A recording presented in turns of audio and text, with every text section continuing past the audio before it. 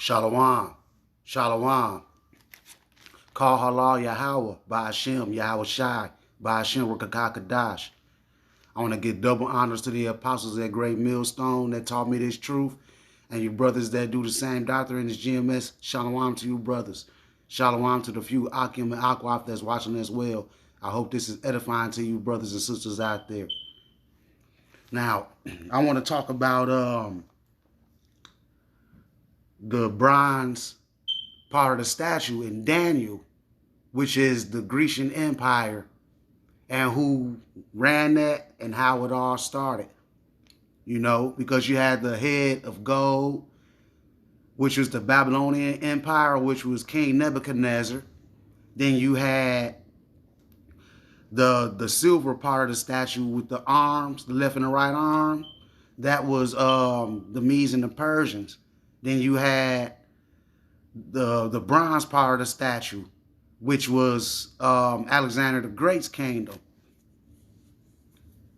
And then you had the iron, which was the Roman Empire, and then the revised Roman Empire, the 10 toes mixed with iron and miry clay. But the belly and the thighs of bronze, like a leopard with 4 wings and 4 heads, it was a male goat with 1 great horn and 4 horns and a little horn, which was Greece. We're going to go in the book of Daniel, and we're going to break down and go through what this part of the statue was, you know. The he-goat, Daniel chapter 8, and I'm going to start at verse 5, and I'm going to read. And I was considering, behold, and he-goat came from the west on the face of the whole earth, and touched not the ground. And the goat had a notable horn between his eyes. The reason why this goat didn't touch the horns, touch the ground, is because at the great speed that he conquered the lands. You know, nobody took over nations like Alexander the Great at the speed that Alexander the Great did, you know. And he came to the ram that had 2 horns, which I had seen standing before the river, and ran unto him in the fury of his power. This is Alexander the Great going after King Darius, the king of the Medes and the Persians. Alexander the Great killed Darius, the king of the Medes and the Persians.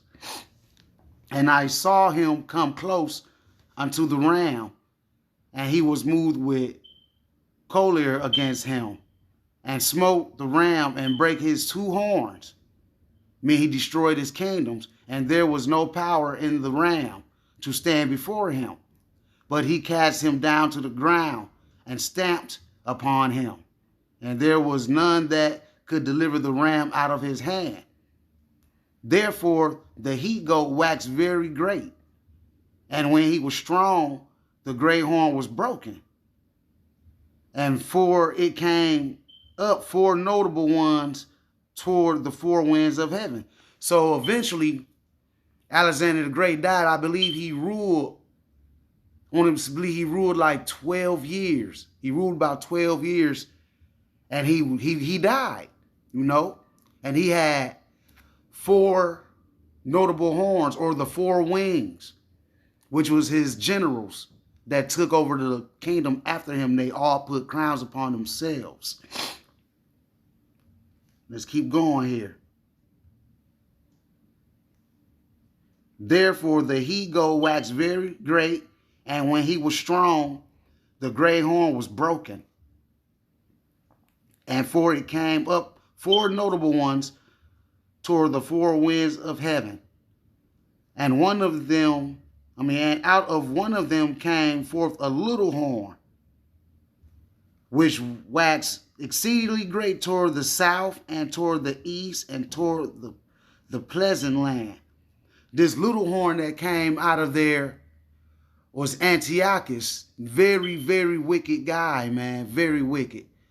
You know what I'm saying? This brother right here, Antiochus Epiphanes, was a great Hellenistic king who ruled the Seleucid Empire from 175 BC until his death in 64 BC. He was a son of King Antiochus III the Great, originally named Mithridates.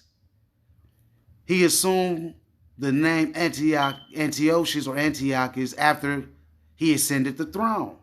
So this guy, he was real wicked, man. And he caused a lot of our people to fall too. And we're going to get further into this thing, you know. Yea, he magnified himself even in the prince, and Slakia, y'all. Yea, he magnified himself even to the prince of the host, and by him the daily sacrifice was taken away, and the place of his sanctuary was cast down, because he caused a lot of the Israelites to go against their law, statutes, and commandments, you know. He took away our sacrifices. He put people to death that actually tried to follow the law, statutes, and commandments of Yahweh. And a host was given him against the daily sacrifice by reason of transgression, and it cast down the truth to the ground, and it practiced and prospered. See, Antiochus Epiphanes, he was extremely wicked man. And I'm going to go over here to the book of Maccabees, because it's going to further go into what these generals did and what happened to your boy Alexander the Great, you know. Because Alexander the Great, he was the first king to rule over Greece.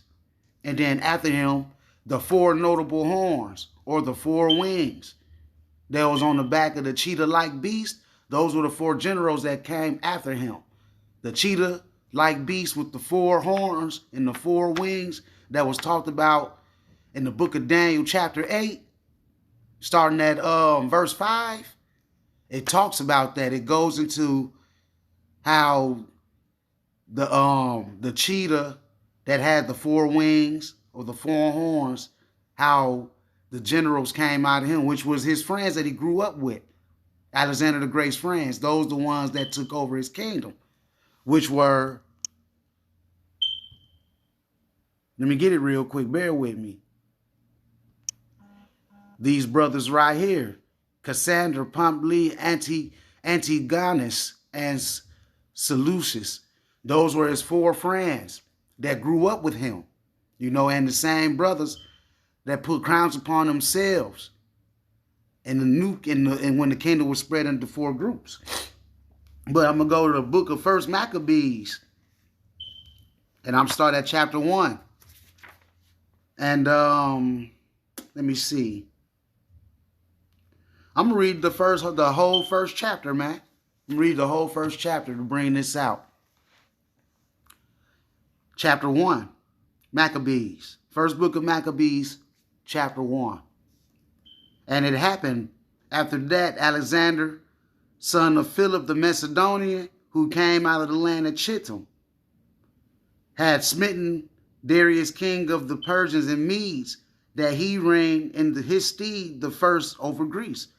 So that's telling you right there all back that Alexander the Great was the one that took out King Darius, the king of the Medes and the Persians, which were the king that took out the Babylonian Empire. Remember, first it was the Babylonian Empire, then the Medes and the Persians. Then you had Greece, which was Alexander the Great.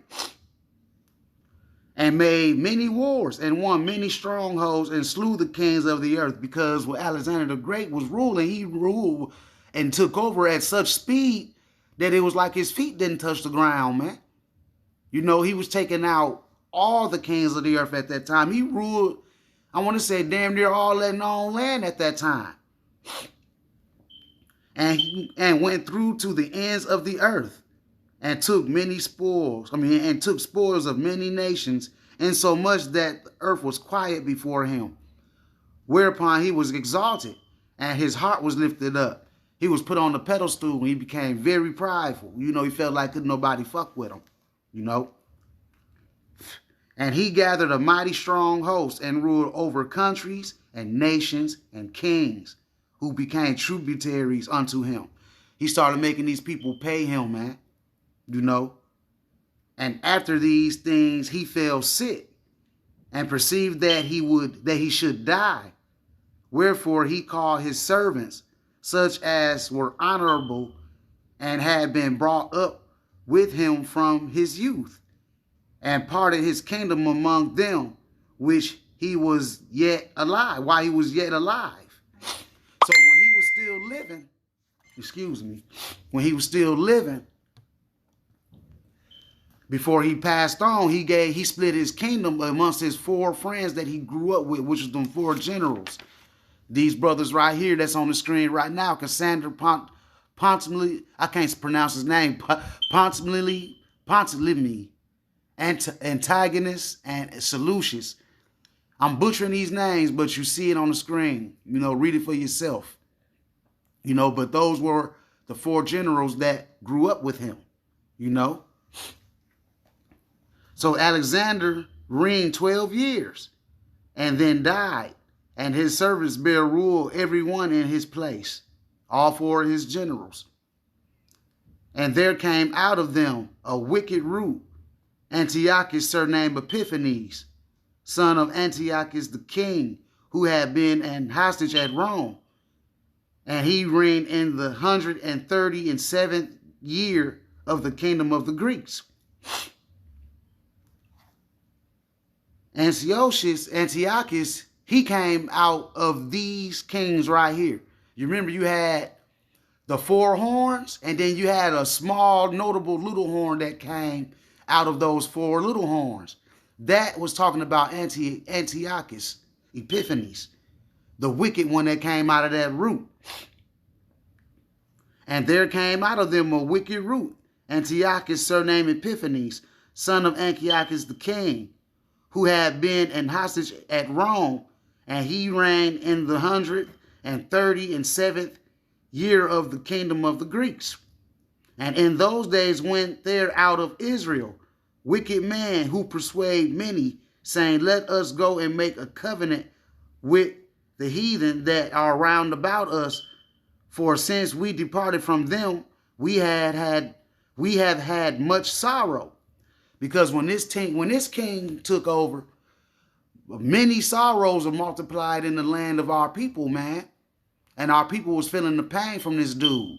You know what I'm saying? And our people were just as wicked like they are today, always going to follow the ways of the heathen, trying to, you know, sell their souls to them like the NBA stars and the movie stars and all of that, how they go out and they sell their souls for riches. That's exactly what these brothers was doing back then. They was going out to seek out the heathen so they can have licenses to do the ways of the heathens, man. They were being Hellenized, you know. So this device pleased them well. Then certain of the people were so forward herein that they went to the king, who gave them license to do after the ordinance of the heathen. So the king gave our people license to do according to their ways, to the ways of the heathen. Whereupon they built a place of exercise at Jerusalem, according to the customs of the heathen. See, we had our own customs, but our people started to toss those customs to the side and start doing the ways of the heathen, sacrificing swine's flesh, doing abominable things in our synagogues, you know, and made themselves circumcised and forsook the holy covenant and joined themselves to the heathen and were sold to do mischief. And that's what our people do today. They constantly selling themselves to do mischief, following the ways after the heathens. You know, they left themselves uncircumcised. And what I mean by uncircumcised, they forsook the covenant. They left the law, statutes, and commandments. They became uncircumcised in the faith. They started taking on the ways of the heathens. Now, when the kingdom was established before Antiochus, he thought to reign over Egypt, that he might have the dominion over 2 realms.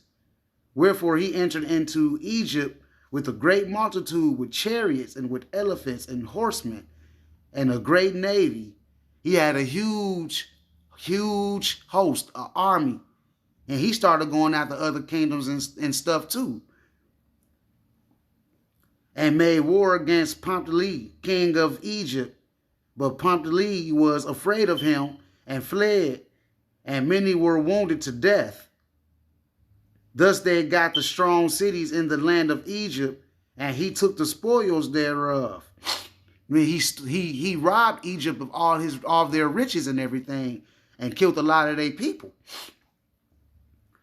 And after that, Antiochus had smitten Egypt, he returned again in the 143rd year, and went up against Israel and Jerusalem with a great multitude, and entered proudly into the sanctuary, and took away the golden altar and the vessel, the golden altar and the candlestick of light, and all the vessels thereof. So he went to Jerusalem and Israel and waged war with the Most High's people, and stole all the good stuff, the heavenly vessels, man, the holy vessels he stole.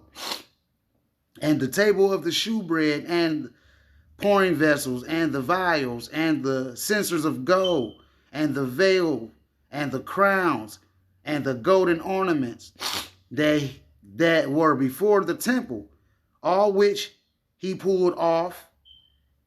He took all the silver and the gold and the precious vessels. Also, he took the hidden treasures which he found. He went through the whole temple and he ransacked everything.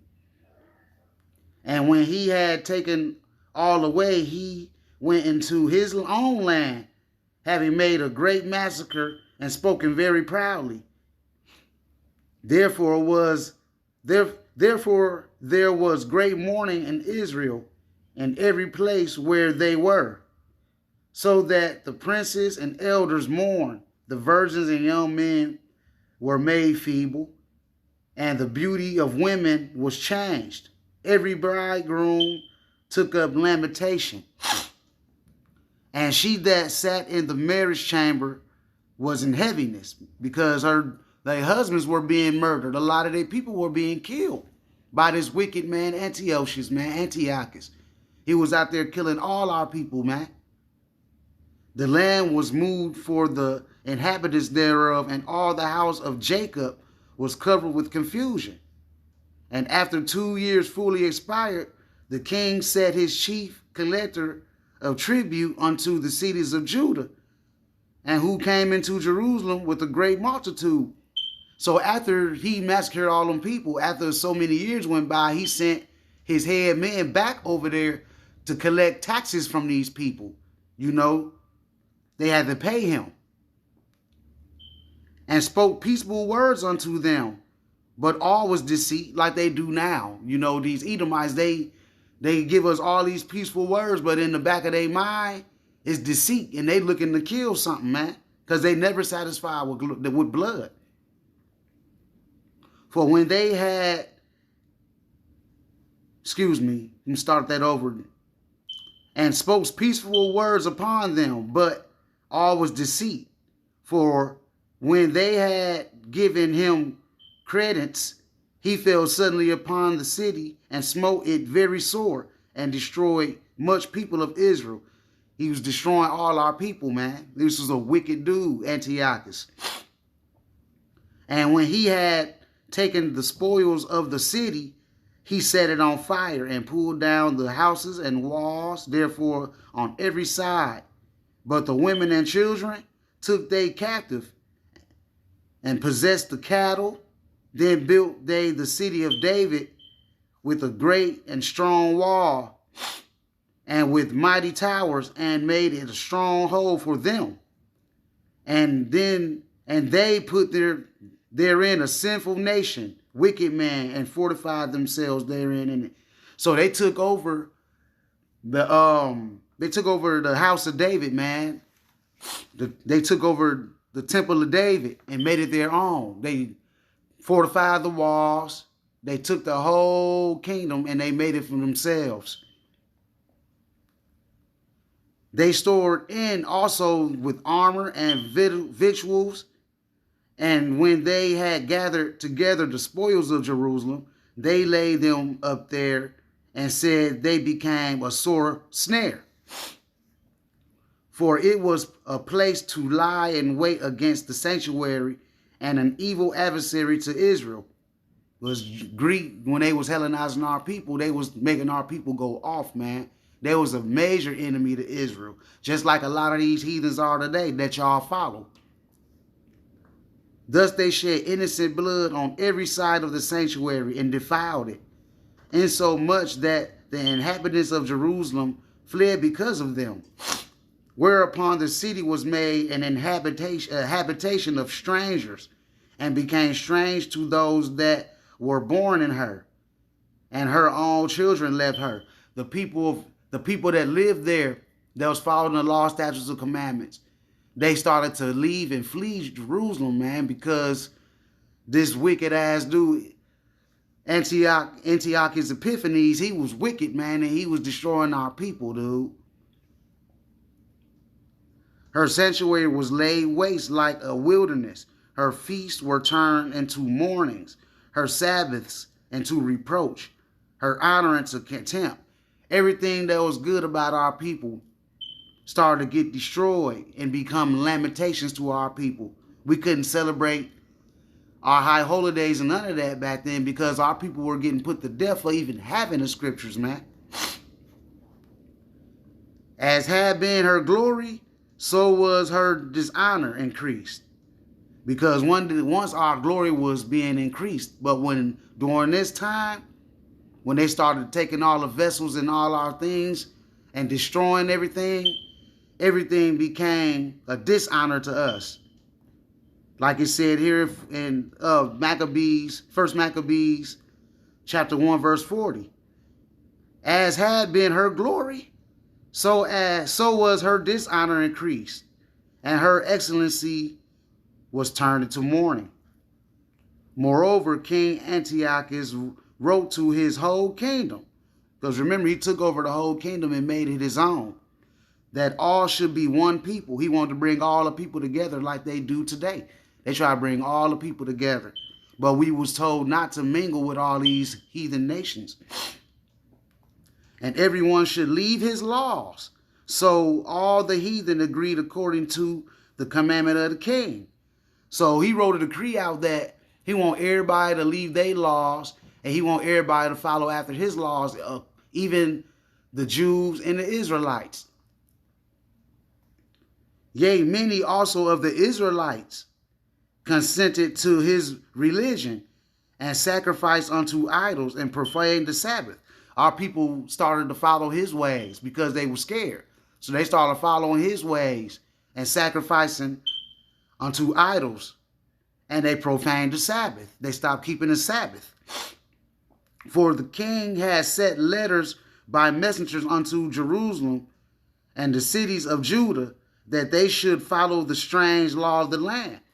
They made our people follow the strange laws, man. This is where our people started becoming Hellenized by this Hellenist ass king Antiochus. And they forbid our people to do these things right here, and forbid burnt offerings and sacrifice and drink offerings in the temple, and that they should profane the Sabbath and for festival days, and pollute the sanctuary and holy people, and set up altars and groves and chapels of idols, and sacrifice swine's flesh and unclean beasts, that they should also leave their children uncircumcised, because the children that they had generations after, from that day on out, they was teaching their kids these Hellenistic ways, like today. Everything that our people was taught from these heathens, they teach it unto their kids, and then their kids teach it unto them kids, and so on. You know, like these Christmases, these Halloweens, these Thanksgivings, all of them things were from heathen customs. And our people started taking upon those customs and teaching it to their kids, and their kids teaching it to their kids, and down through the generations all the way till today. They should also leave their children uncircumcised and make their souls abominable with all manner of uncleanness and profanation, to the end they might forget the law and change all the ordinances. And that's what we are today. Our people forgot all the laws, man. And they changed all the ordinances of our laws. They don't follow the law, statutes, and commandments no more. They don't follow the high holy days. They follow all these heathenistic holidays that they gave us, the Hellenistic holidays. And whoever would not do according to the commandment of the king, whoever doesn't do anything according to what Antioch wrote out to the kingdoms, his new laws, whoever didn't follow these laws, he said he should die. In the self-same manner wrote he to his whole kingdom, and appointed overseers over all the people, commanding the city of Judah to sacrifice city by city. So he set up men to go to these cities where our people were, to make sure they were celebrating the laws that his wicked ass put out there. You know, that many of the people were gathered unto them, to wit, everyone that forsook the law, everybody that everyone that stopped following the righteous laws and started following his laws, he would gather them people up. And so they committed evils in the land, and drove the Israelites into secret places, even whosoever they could flee for successor.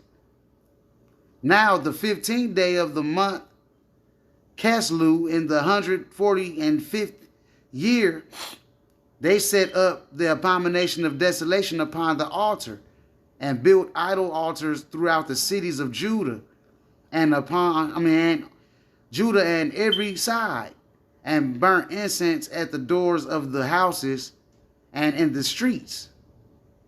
And when they had rent in pieces the books of the law which they found, they burnt them with fire. So every book, every piece of scripture that these wicked folks found, man, they will take them and they will destroy them, because, like I said before, they didn't want our people following the law, statutes, and commandments. So they will round up our people and they will take the scriptures that they had, anything of truth that they had, they will take that and they will burn it up. You know, and these are Bibles I'm talking about, the Holy Scriptures. They will take these books from our people and they will burn them, because they didn't want our people following them. They always wanted our people to follow the Hellenistic traditions, man. Even to this day. Y'all say y'all follow the Bible, but y'all follow the Hellenistic ways. Y'all don't really follow the law, statutes, and commandments of Yahweh by Hashem, Yahweh Shai. And like I said, and when they had rent in pieces the books of the law which they found. Rent in pieces mean they ripped up the scriptures, man. The books of the law which they found, they burnt them with fire. And whosoever was found with any the book of the testament, or if any consented to the law, the king's command was that they should be put to death. So if they didn't follow the king's ways of the new laws that the king wrote out for the land, he will put them people to death if they follow the law, statutes, and commandments in these scriptures. He will seek them out, rip up the scriptures, and he will put those people to death because they didn't want to hear his laws. They didn't want to abide by his rules. And that's getting ready to happen again in this new world order, and in this new world we living in right now. A time gonna come where they're gonna come for the brothers that's in this truth, and they're gonna put brothers to death for following these law, statutes, and commandments. That's why they trying to, on Facebook, they trying to get rid of religious posts, you know. They try to fact check it and put you in Facebook jail for things like that. They're starting to do away with the truth. You know, it's going to be a famine of this truth soon. Thus did they by their authority unto the Israelites every month, to as many as were found in the cities.